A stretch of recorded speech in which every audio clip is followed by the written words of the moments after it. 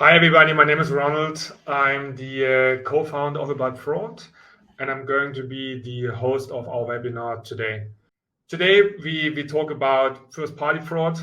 It's nothing new, but the world is changing, and that's why we want to provide today an update about what's going on in the world and also what are the trends which everybody should watch out.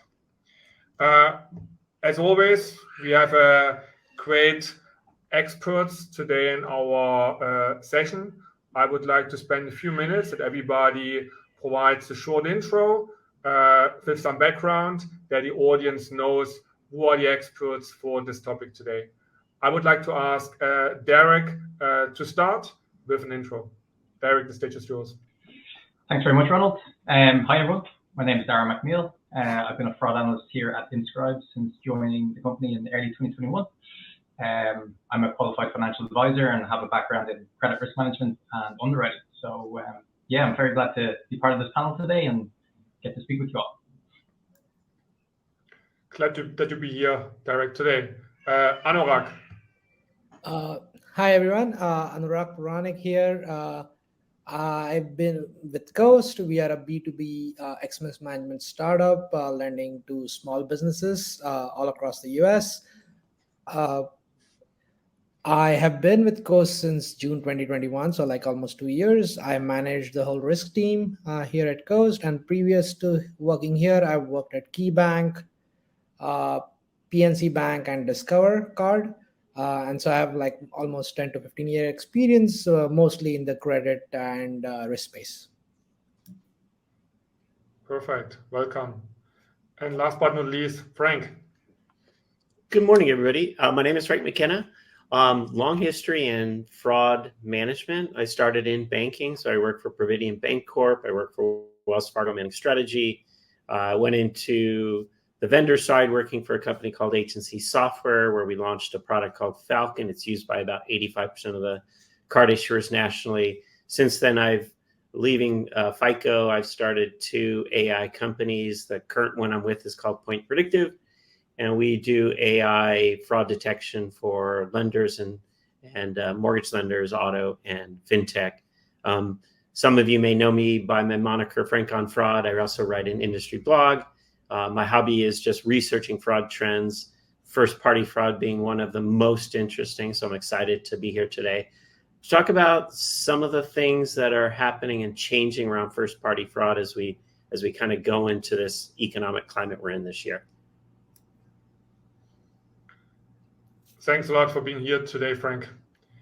On the right-hand side, everybody can see a few topics which we're trying to address today. So let's not waste any time and let's jump into what actually is first-party fraud, what is third-party fraud, what are synthetics.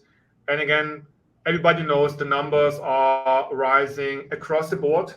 And it's maybe a good topic to start to build a foundation and understanding about where we're coming from and what we see right now as a kind of trend across these different topics. Frank. Yeah, so if you kind of look about the problem of first-party fraud, I think, and it's outlined really well here in this slide here. There's 3 types of fraud I think most banks, lenders, merchants are all dealing with: first-party fraud, third-party fraud, and then synthetic fraud. And first-party fraud is by far the most difficult to I'd say counteract, because nobody wants to believe that your customers can be committing fraud against you. And it's really hard to get an organization to, number one, accept that it happens, and then to invest in tools and technology to stop it. So first-party fraud is when your customers commit fraud against you. And primarily what they're trying to do is exploit your policies to get money from you, to get discounts, to do everything from get a loan to do fraudulent refunds against you. It just covers the gamut. Third-party fraud is much easier to get a company to do something about, because it's a third party that's stealing somebody's identity, often committing a crime against your company. And it's really easy to get the organization behind it, invest in tools and technology. And then you have this gray area, which is synthetic identity, which is kind of a combination of both first and third party fraud, where you sometimes have people creating synthetics with their own information, and other times you have them creating completely new synthetics that can't be tied back to them. So this is the problem we're dealing with. There's all sorts of new trends that are happening in this space, but that's the problem, Ronald, that we're dealing with. It's trying to first understand what you're dealing with, who's the perpetrator, and then investing in technology and tools to counteract it. Perfect. I think that's a good layer for everybody to see. Is there's not only one enemy, but there are quite a layered, let's say, enemy out there who comes with different flavors. Yeah, Anurag, from your side, any kind of comments to this kind of initial kickoff slide? Yeah, no, I see someone comments about the text, and you're right. The text between first and third party fraud on the slide is the same, but just to clarify, third party fraud is, of course, committed by somebody stealing your identity and using that to perpetrate fraud against companies. And so I do see, like, the reason, like, it's very close to my heart in terms of first party fraud is, like, we offer a personal charge, we offer a corporate charge card with no personal guarantee, and, like, it's a ripe area for, like, it's kind of our business model, but it's ripe area for fraudsters to go to use their own identity, start a fake business, and, like, commit fraud with their own identity. Whereas in third party fraud, you will see a lot more stealing someone else's identity, and we see a lot of, at least in the business space, a lot of that happening in some of the states like Florida and Arizona, where, like, the EINs of businesses are, like, public, unlike some other states where, like example Texas, where it's not public and it's harder to commit third party fraud, but first party fraud is much more common. But yeah. Perfect.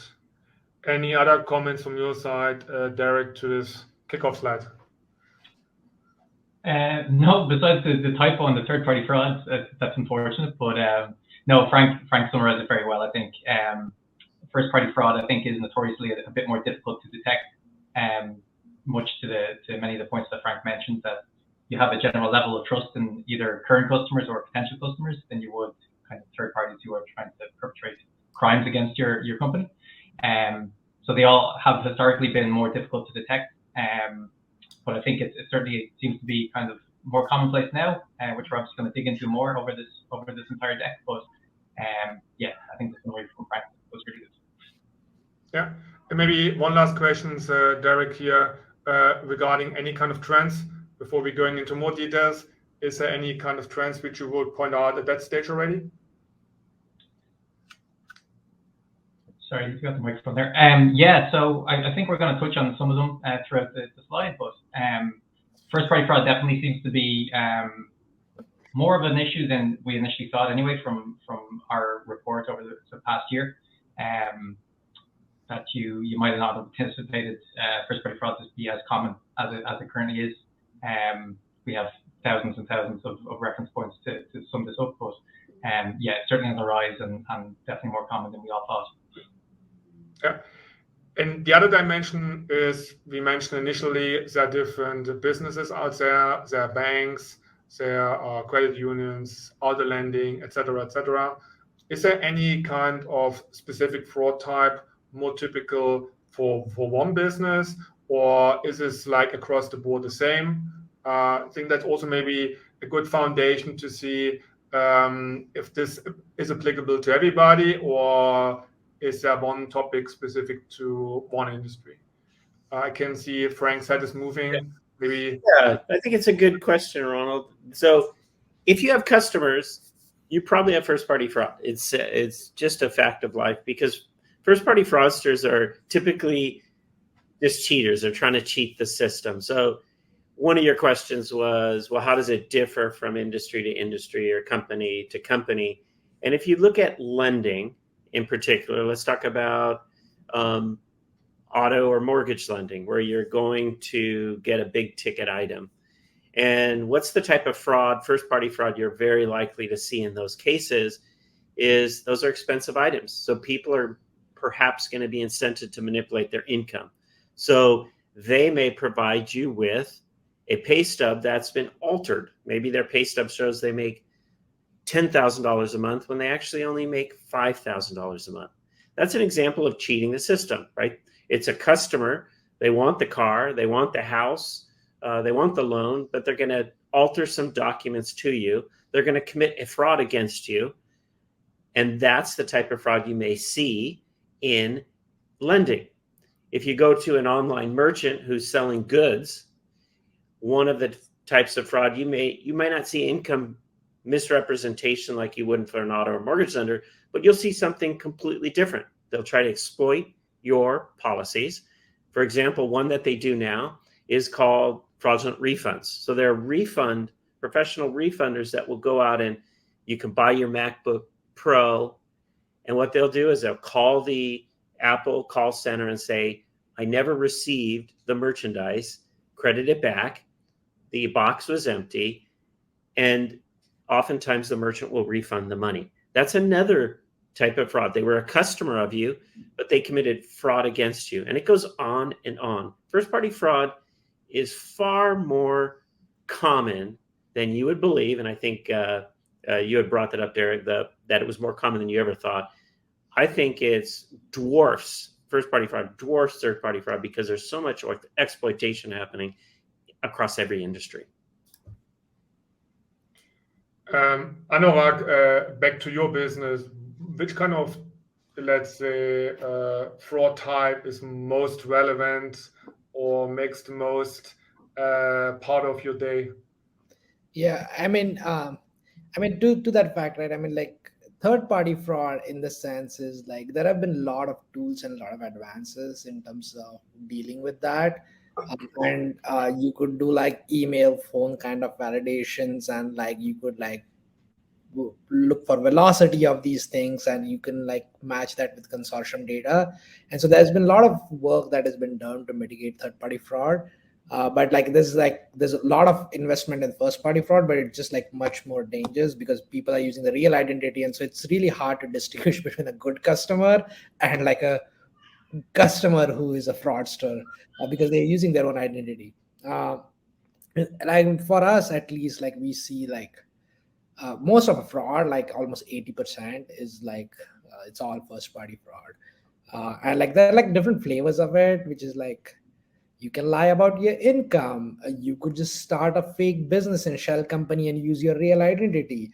I mean, like that business has no operation, which is like ABC consulting company, right? I mean, like, and like you could just start all these companies at a click of a button, and like then you are showing that you are doing, you're applying, but like there's no real business, and so they are just like building a lot of their credit. And like fraudsters are very smart, they will build credit over multiple years and their credit score will look great. They will open $1,000 line here, $1,000 line there, not use it at all, do it for 2-3 years, and they'll keep it rolling year over year, but use their real identity for that. And so like those kind of frauds are really hard to detect, and that's what we see a lot on our portfolio, at least.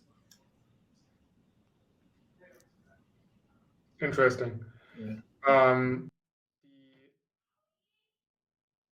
Just going to the next slide. So Inscribe created and launched recently an interesting report, and I would like the Derek again provide some insights from this bigger report. Again, it's all about statistics, all about data, trying to see is there any kind of change or move between different types or different documents in this case.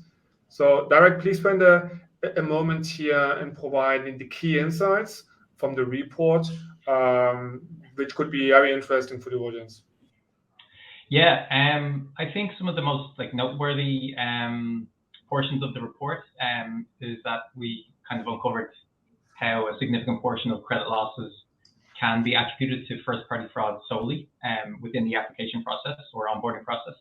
It was pretty huge. So many of our customers had hunches about credit losses due to being first-party fraud, but they didn't have the data to kind of prove it.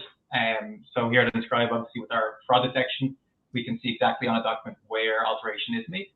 So for example, if someone had changed identity information like name or address, that's more of a sign of third-party fraud, obviously. But as you can see in the pie chart on this slide, 42% of fraudulent documents had 0 alterations to identity details. But they did have changes to the likes of financial details, bank balances, income amounts on pay stubs, that kind of stuff. So yeah, that was the most noteworthy thing I think that we came across. If you want to go to the next slide there, Ronald. But I have one short question, Derek. Sure. An interesting point here is the difference between SMB loans and personal loans. Could you give any insights? Is one more risky than the other, or is it difficult to compare? Because at the end, the data is quite different. So if you're looking into a personal loan or into more like a SMB loan. Yeah, it's a good question. I think SMB is kind of slightly more risky just because it's more prevalent, as we can see. And that's likely just due to the downturn in economic situations in a lot of these companies, I think. Both can be said for personal and SMB, but yeah, it is kind of surprising the difference between the two here in this instance. But yeah, SMB seems to have more of a prevalent issue than personal lending in this side of things right now. What I really like about this analysis that Inscribe has done here is, and I think we alluded to it kind of earlier in the webinar, was that in first-party fraud, you never have a feedback loop from a customer saying, "Oh, I committed fraud," or "I didn't." Much like you might with identity theft or third-party fraud, you can actually call the victim and they can tell you, that wasn't me that applied for the account. But with first-party fraud, you're often left at trying to examine what happened after the fact to quantify it. And what this clearly shows is that first-party fraud is really common and that you need to do something about it.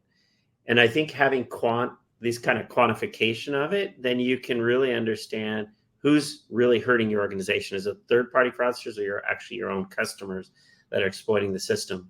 I think FICO did an example that's kind of very similar along this years ago, where about 30% of bad debt can be linked to first-party fraud, meaning people, when they apply for the loan, apply for the credit card, their intent is not to pay, and that's why it charges off. So I really like this analysis because it just goes further in showing just how common it is.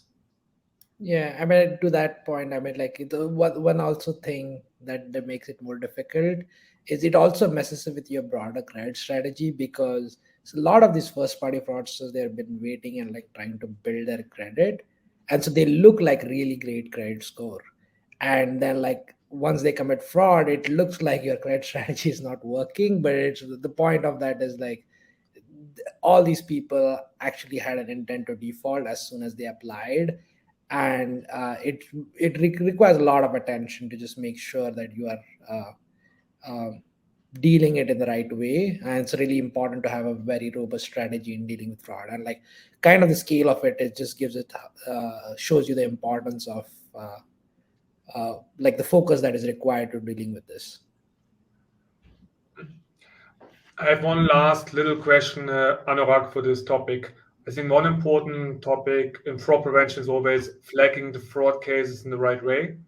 Are you internally flagging the differences, or are you putting everybody in one box and having maybe more difficulties afterwards to really reconcile how much loss is going into one bucket in comparison to the other? Yeah, I mean, it's a challenge with first-party fraud at least.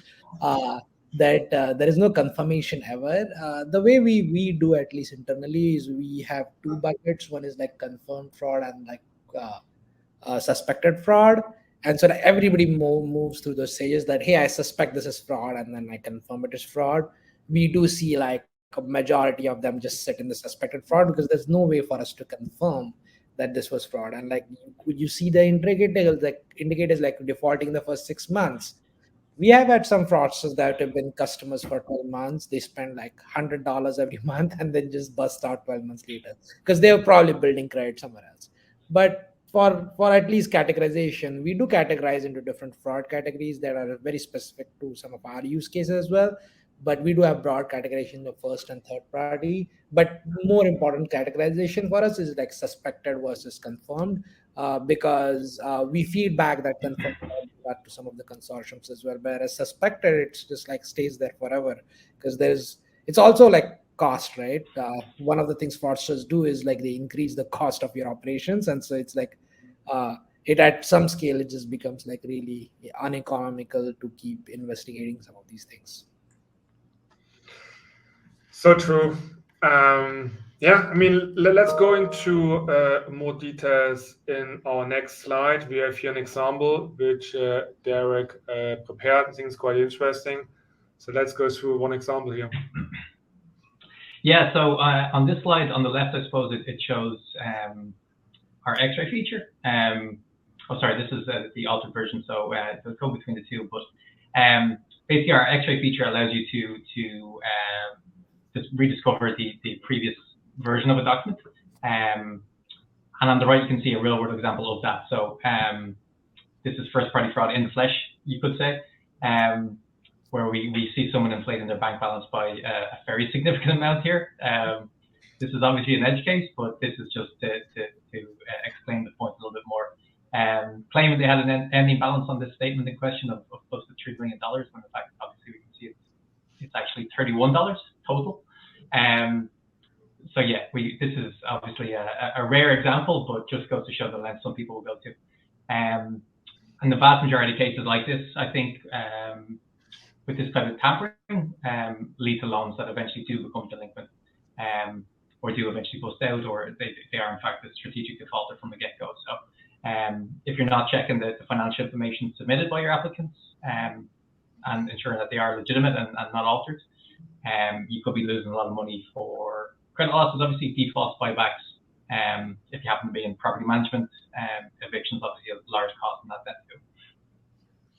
I think one interesting comment I'll make on this, and this is really fascinating, this X-ray piece of software. I've never seen something like this. I think it's really unique, and I think it really goes to the point, like a lot of this first-party fraud is really well hidden from the human eye, and so you need technology to be able to expose it. And one of the things that I bet happens with an account that has an altered bank statement like this, because the poll question is, do you use this for cash flow?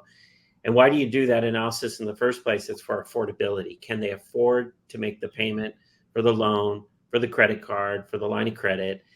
And what we typically see, a lot of first-party fraud exhibits itself in loans that stop paying within the first 6 months. We call it early payment default. And we have investigators. We've gone through early payment default portfolios for lenders and found that up to 70% of those applicants that stopped paying within the first 6 months, that they had some fraud like this, like an altered bank statement, altered pay stub, something in the original loan file that could have been a clue that they weren't going to pay. And I think that's something that you got to keep in mind, is a lot of these first-party fraudsters are not going to pay you. They're not going to be profitable. I think right now we talked about a lot of challenges. I think everybody gets the point that first party is not that easy to catch, and there's not a clear pattern behind which you can apply all the time. So the question is now to each of you, to all the experts in the room, how to actually address first-party fraud. So what are some strategies which we can provide in this, let's say, short time frame during this webinar to the audience? What are things which someone who's listening in right now could maybe take back to the office, rethink, and maybe applying a certain part of this? Maybe Derek, from your side, is there any kind of strategy to approach this issue? Yeah, as Frank just touched on there, I think obviously technology can be super beneficial from the get-go. But I think one way to help mitigate credit losses in these cases, I suppose, is to ensure you don't force additional income requirements onto your applicants. So, which then obviously results in you potentially rejecting good customers. So rather than that, you would hopefully kind of confirm that your existing requirements are actually being met today. So as we touched on before, first-party fraud obviously was notoriously difficult to detect, but a little bit at the risk of sounding self-serving. Inscribe, we're able to identify each piece of information on a digital scanned or photographed bank statement, as an example, which means we can utilize the software to tell you if an alteration has been made, but also, or sorry, not just that the alteration has been made, but where that alteration may have taken place, and if that's related to the applicant's identity or their finances or both. It creates a bit of a safeguard for you to ensure your applicants are legitimate and eligible, and I suppose open to your kind of risk appetite at the same time. Frank, from your side, any? Yeah. So I consulted for many years on first-party fraud. I started 23 years ago now, going up to the UK back in kind of the early 2000s. And the UK was very advanced in first identifying that first-party fraud existed far before the US. And so what was the blueprint that banks and lenders in the UK followed to basically solve the problem? And it was kind of a three-step process, at a high level. The first thing, how you have to approach first-party fraud, is you have to define the problem, measure the problem, so that you know how big of a problem you're dealing with. And 99% of companies, I think, don't have any understanding of how big first-party fraud is. So they tend not to invest in the problem because it kind of just all goes into credit losses. It all just goes into default. It goes into this big bucket of losses for the bank. But we know that if you can define the problem, the scope, and you can use a fraud technique on those credit losses, that you can actually avert those. And the reward for doing it is large, right? Because you're dealing with so much default that you can impact with first-party fraud. So once you define it, you scope it, and some ways that the banks in UK did is they looked at their over-limit accounts that had gone over limit by more than 25%. They said that's intentional by the customer. They were trying to go over limit. So if you kind of just look at that and carve that out as one element of first-party fraud, and you size that, and maybe you add your first payment defaults and you size that, now you have a dollar amount you can work with. And then from there, you go to the finance people and you get investment for tools and technology. And you can use tools like Inscribe, like Point Predictive, any of those. There's great companies out there that you can invest in to help you solve that problem. Once you have the loss lines, you can then invest in those tools. And then the third part is the operations. And I'm a big proponent of establishing a first-party fraud team that can detect first-party fraud uniquely from third-party fraud, because first-party fraudsters are your customers. You don't want to treat them like, if you have false positives, like they're actually criminals. It's that three-step process that I would recommend. It worked in the UK. I think it can work here as well. Thanks for this overview, Frank. Anurag, from your side, any additional thoughts for the audience? Yeah, no, I think what Frank said rings very true. I mean, one thing I always see is one thing fraudsters do is they raise the cost of mitigating fraud. Right? I mean, it's kind of a game.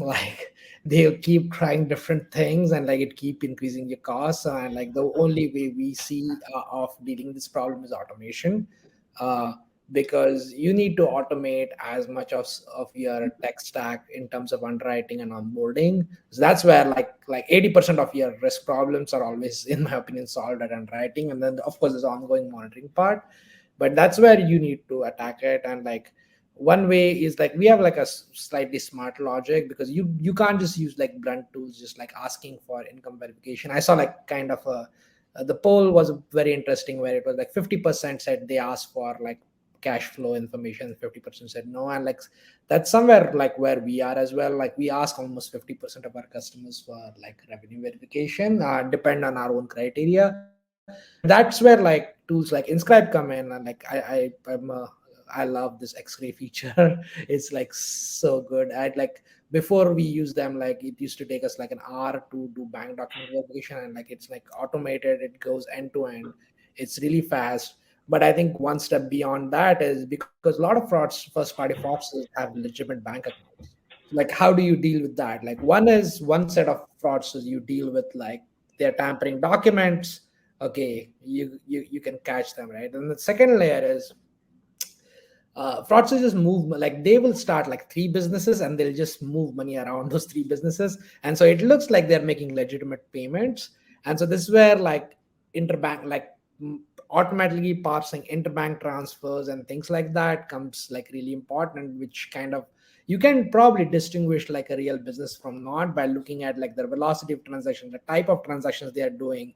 We use a lot of indicators like, do they have a QuickBooks transaction?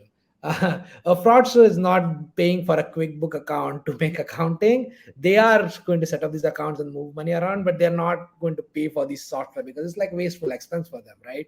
And so like those are like some additional signals we look, and like you can't do that manually because like scanning through a bank statement, and so like having some of the vendor insights which we leverage in Scribe for is also like really valuable for us, because that gives like a quick thing and it reduces our review to like 1 or 2 minutes per customer. And that's where you need to be to really effectively dealing with some of the first party fraud.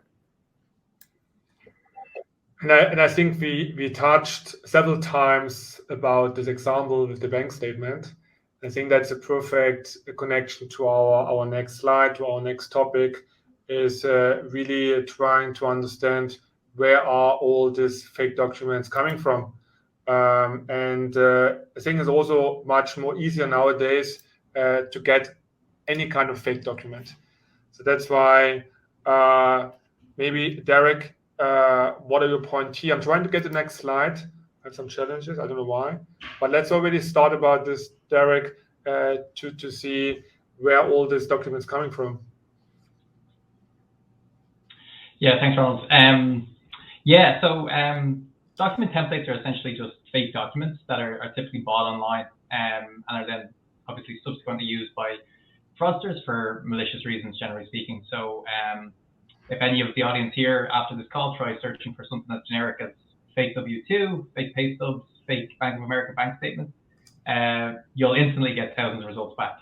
And with the growth of kind of social media platforms like Reddit and Telegram and such, it's a lot easier now than ever for fraudsters to access these documents. As you can see on this slide, this is just some examples that we pulled of people sharing strategies online for forging or purchasing fake documents. In these cases, it was to apply for credit cards or apply for rentals and stuff like that. On top of that, then you have the worry now coming through is generative AI and large language models, the ChatGPTs of the world and whatever else is coming down the pipeline there, which also are going to obviously present a very large opportunity for fraudsters to create and automate even more damaging attacks on banks and fintechs, I think. So, that's going to be the next problem that we face, I think. But this is to continue on from this one, I suppose. This slide really reflects the number of different distinct document templates that we saw come through to Inscribe over the course of 2022, which increased by 300%. So there's a real danger with some of these templates as well, which is important to keep in mind, is they are very sophisticated now, and like I think Frank mentioned before, and Anurag, a lot of times it's almost impossible to spot with the human eye some of these alterations.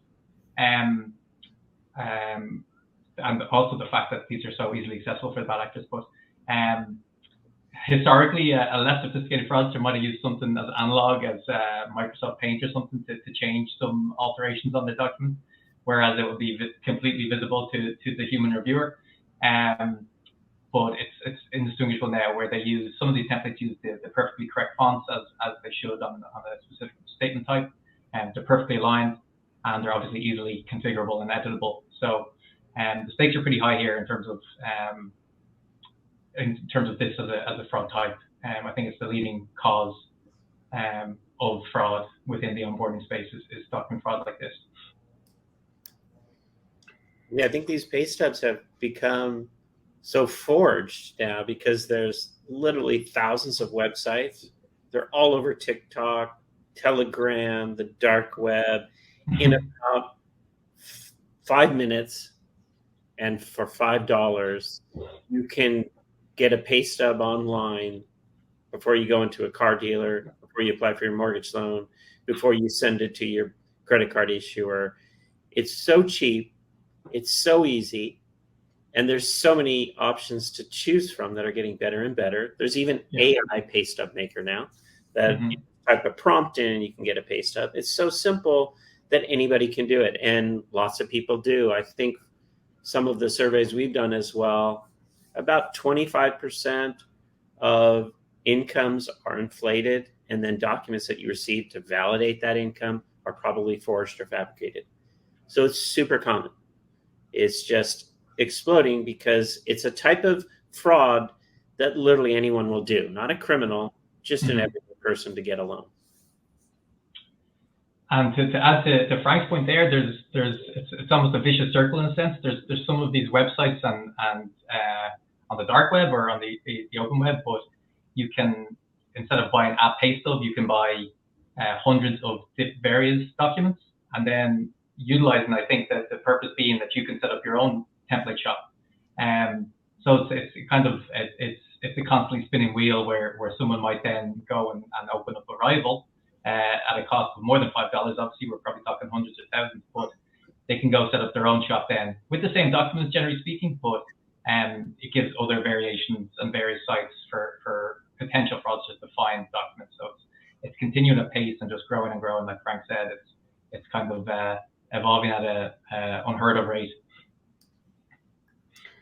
I just want to go back to the same question like before. So we have first party fraud, which is like a big animal, and there's no silver bullet to solve this problem. And I'm pretty sure when we talk about fake documents, it's very similar. So fake documents could come in every dimension, every kind of type of document.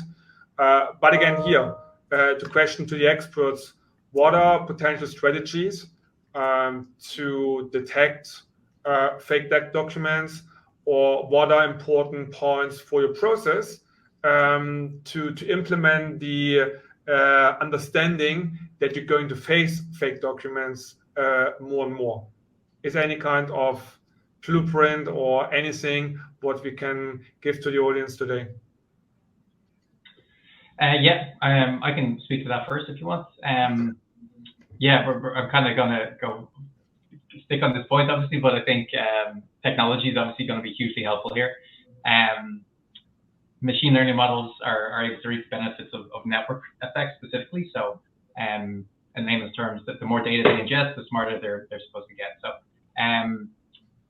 these machine learning models can remember millions of data points, whereas a manual reviewer, although they may be an expert and incredibly good at their job and diligent, they may not be able to recognize that a bank statement they're looking at today has the exact precise same 100 transactions on the same dates in the same locations as a previous bank statement they saw 6 months ago under a different individual's name.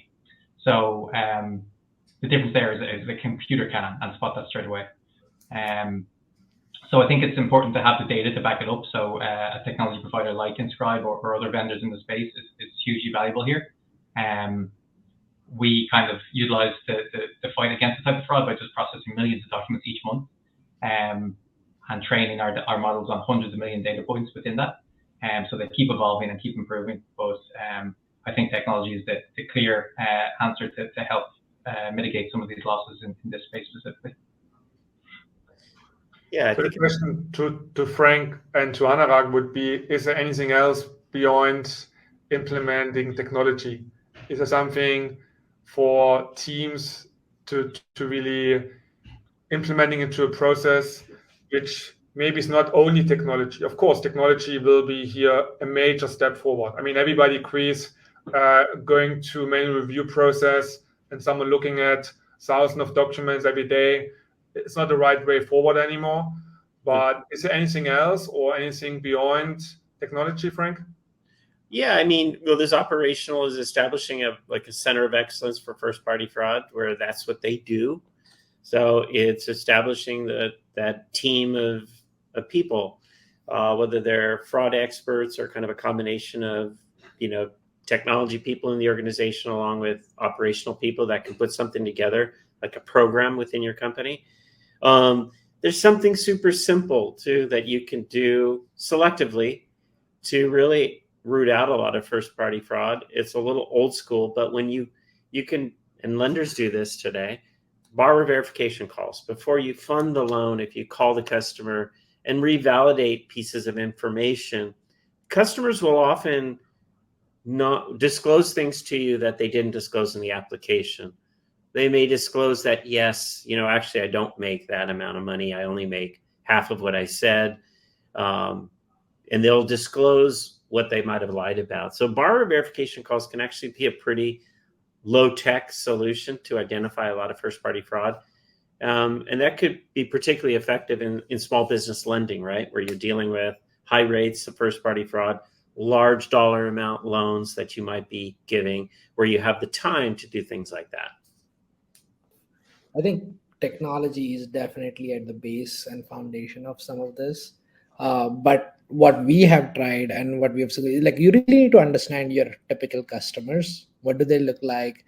And like, this is pretty unique and niche to us, which won't be applicable to everyone else. But frauds, like, we are like basically a fleet card business where we give cards for people to use for gas, and we have rewards and structure around it. And so we ask on our application how much you spend on fuel every month. And a business that operates a fuel business, they want to manage those costs. And so they know exactly how much they spend on fuel business for each vehicle. But like for a fraudster who doesn't have any idea about this, they enter like crazy values sometimes, and like that is our signal to like put them in a different queue. We have to be really careful, because there are businesses that sometimes just spend a lot more on gas than a typical business. It depends on geography and things, but they're like similar to this. We have other signals as well, and like I've worked at like different banks as well, and so like you really can, like, if you really understand your customer, you could probably find a profile, and then you could like build a profile of your customer and say like, oh, this person, they don't like fit the typical profile, and then you make them jump through hoops, and you have to hit that right balance of not letting the good customer jumping through all the hoops. But there's always the right fine balance, and you'll have to figure it out. And to figure out that balance, you need to invest in data, because you need to like invest in data, and you need to be like really good at marking the data. Because I know, like, I've worked in big organizations, it's like people don't invest that much in data quality, and it's kind of like very critical in terms, because like you are always dealing with that small portion, and if you don't invest in data quality, you're going to get a lot of false errors, and then you're just like running blind all through this. So like understanding your customers and like investing data on top of your baseline technology infrastructure is how I would think about this. I want to make a slight shift. So we talked now a lot about digital channels, about technology, about new trends, but also we have topics like checks, which are already around for a long time and still creating a lot of issues for a lot of banks. And Frank here has a lot of experience for the check fraud topic. So I think it's good to provide a bit perspective on the check fraud topic, but also trying to see, we have here the headline, fraud as a service. And there's a lot of things happening here with services which everybody could access and use to become an expert very quick. So Frank, maybe you can give to the audience a high level deep dive, let's put it that way, about this topic to get everybody up to speed. Yeah, so you read about check fraud every day. Now, if you open up the news, you'll see a story on check fraud and how it's growing. It's basically doubled in the last 18 months. It's showing no signs of slowing down. And why is that? Well, during COVID, a lot of people learned how to commit fraud. They ended up learning how to commit fraud on Telegram and other dark web channels where you could freely exchange information. You could buy fake pay stubs. You could buy identities, and you would have how-to guides of how to commit PPP fraud or unemployment fraud. Pretty technical crimes. They learned how to commit those frauds. All the stimulus money went away, and they started to look for new channels. First-party fraud was one of the big ones, and actually stealing checks out of the mail and posting them for sale on Telegram and then depositing them into accounts. And first-party fraudsters really account for a lot of the problem, right? Because what's happening is those checks are being purchased. First-party fraudsters are going in and opening up bank accounts with banks, and then they're quickly going after those accounts are opening and depositing these altered checks through the ATM and then taking the money out. They're real people. They're using their own identities in many cases, or synthetic identities, establishing the account and then extracting the money. And they're doing it all, as you say, here on Telegram. They're getting mentorships with people that know how to do this. And they're creating these big networks of fraud rings, working with other fraudsters to be able to perpetrate these types of crimes. So check fraud, interestingly enough, has become a real big first-party fraud type. Derek, from your side, any perspective on the rising topic of fraud as a service, which goes and linked to the check topic? Yeah, so check fraud in kind of images and stuff is notoriously difficult to detect. But when we have such cases, I think where, especially where fraudsters or rings of fraudsters have coordinated attacks, having a coordinated defense of some sort is definitely of high value. So a lot of our customers, for example, would use layered defenses, where some might refer to it as like a Swiss cheese strategy or something, where no single anti-fraud vendor or strategy is going to be able to prevent fraud 100% of the time. It's just not possible. But the idea with the strategy then is you should adopt a kind of a variety of solutions and line them up in a way that there's no gaps in coverage. There's no holes that fraudsters can skip through. With layered defenses like that, even if a fraudster gets through one fraud rule or one fraud check, they'll likely be able to be caught by another. And what you could also utilize in this space is to what you could use like is coordinated friction or step-up verification, where when validating their identity, you'd only ask for more documentation in certain situations. So you're still not making the application process too difficult for your potential customers, but you are putting in strategic measures to implement that you're getting the right customer through the door with no signs of fraudulent activity. From Inscribe's perspective, then I suppose utilizing something like a feature called Trust Score, which assigns kind of each document a number between 0 and 100 based on several variables, that would determine how trustworthy they are. And you could even put them into auto accept or auto reject regions, or set a threshold yourself in terms of when documentation is needed. The latter being the step-up verification element, in terms of what would be super helpful in terms of fighting this fraud as a service aspect. It's a difficult one, and I think many of us have now the question in mind: what are actually the most fraudulent documents? I mean, there are many documents out there, but what is actually the Hall of Fame? So, which documents are the most risky documents? And here we also took the information out of the report, and we have here two categories. And again, it's very interesting to see what are really the documents which driving the most risk. I'm not sure, maybe Frank, you can take this first from your point of view. Is there any kind of big surprise or any kind of document which stays out for you? Oh, you're asking me, Ronald? Yes. Nothing surprises me about fraud, so I'm not surprised to see any of these this list here. Pay stubs, I think that would be the top of what I view as the most common, just because they're the most commonly requested. But utility bills, if you ask for it, they're going to fake it. I think that's what this list shows. One thing I've seen quite a bit of lately is, though, as many banks and lenders are starting to get really good at identifying fraudulent driver's licenses, many of those banks and lenders also offer the ability to use a passport. And what I'm seeing is more forgery passport documentation. So requesting the passport because they know it's not as many companies are good at spotting forged passports. So they're shifting to forged passports, and then forged social security cards. So a lot of lenders ask for social security cards. I'm not sure if that's on the list here, but social security cards are used a lot in synthetic identification, and there's a ton of forgery on social security cards right now for lenders that are asking for those social security cards to stop synthetic. Yeah, and we just received a comment in the chat from Kate that 95% of passports we received are fraud. So again, like even looking at passports, Wow. it could also apply a risk, depends on the business. Mhm. Derek, I mean, this is your study. I guess you have a lot of more insights. Please share your thoughts about this the study and about the documents which you're showing here to the audience.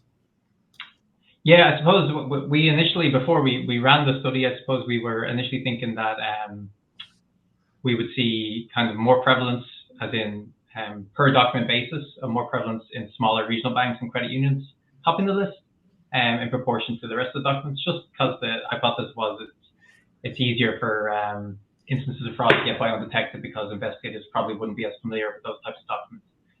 But obviously, as we ran the analysis that you can see here, highest fraud rates were in incredibly common documents that I'm sure we're all very used to receiving in kind of our processes individually. We have the very common tax forms, the W-2s and CP575s, and then bank statements from obviously some of the largest bank providers in the United States. So that was kind of surprising in a sense, but it also makes more sense just how prevalent the most common alterations are on the most common bank statements, I suppose. So to keep it plainly. Maybe the question to Anurag here, I mean, now you see the documents which apply the most risk. Would you change any kind of approach internally requesting documents if you know that one document potentially has more risks than others? Or do you feel confident if you apply the right technology, the type of document does make a difference? You should never be confident against fraudsters. They always find different ways, so you have to always be vigilant, is my approach at least. That is interesting fact. I mean, like for us, what we see are two most common things. I mean, three most is like bank statements, because we are a business, so we don't see that many W-2s. But bank statements, the second one is like driver's license, and third is passports. Passports are like the hardest. We have implemented some technology with driver's license where we can match the motor vehicle database to check if that's a legitimate driver's license. So those are some of the techniques we have used in dealing with. But we always find some new way. I mean, especially with first party fraud, they're using their real identity. And I see a question which is like, we have a lot of first party fraudsters like who are not afraid to like show their face at all on camera, because they know they won't be investigated. We have had like few fraud cases where like we are in New York, and like some of the fraud was, one is Georgia, one is in Florida, and like we tried to call the police to file a complaint, and they just keep switching us back and forth between jurisdictions, and it's like said, right? It's like it doesn't work like filing a police complaint. It's not going to, and so they know that, and so they're not afraid to show their face. So like, I mean, especially with first party fraud, like driver's license are no use at all. So we are thinking of different ways, but I know like there is landmines everywhere in any document you use, so you just need to have better technology to detect all of that. To touch on Anurag's point, I think it was a really good question that came from the audience there on if the police are ever called for on certain fraudsters. I think it's up to the company in question who's been defrauded. Obviously, they have different policies in place, but if they want to include law enforcement.